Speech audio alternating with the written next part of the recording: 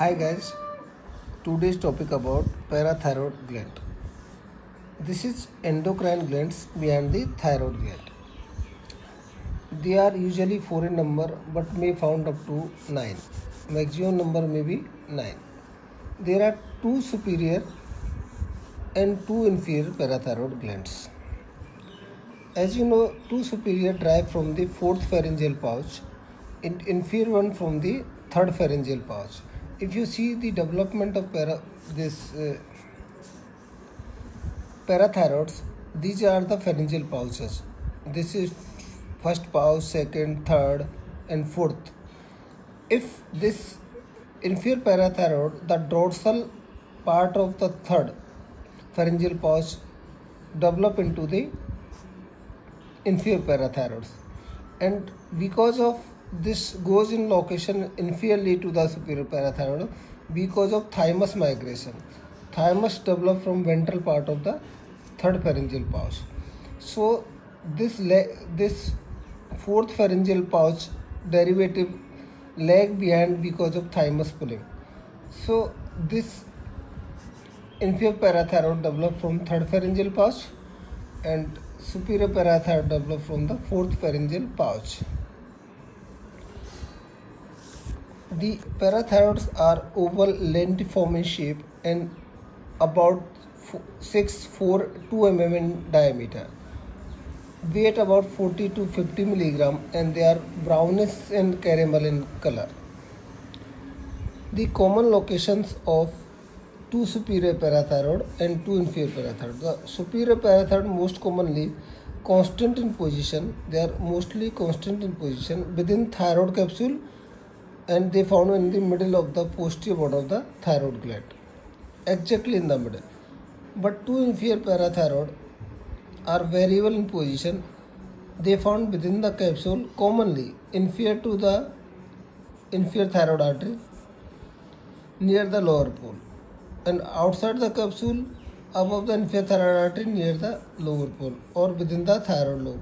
So it mostly located in the near the inferior pole of the thyroid.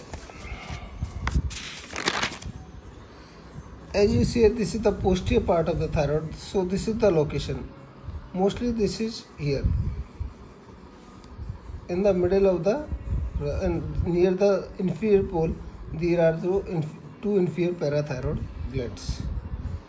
The ectopic location may be tracheoesophageal groove, retropharyngeal, and posterior mediastinum. As well, inferior parathyroid ectopic location within the thymus because it's develop along the thymus, anterior mediastinum or within the thyrothymic ligament. Blood supply of the parathyroids. Mostly they supply all 4 supply by inferior thyroid artery or anastomosing branches of superior inferior thyroid artery.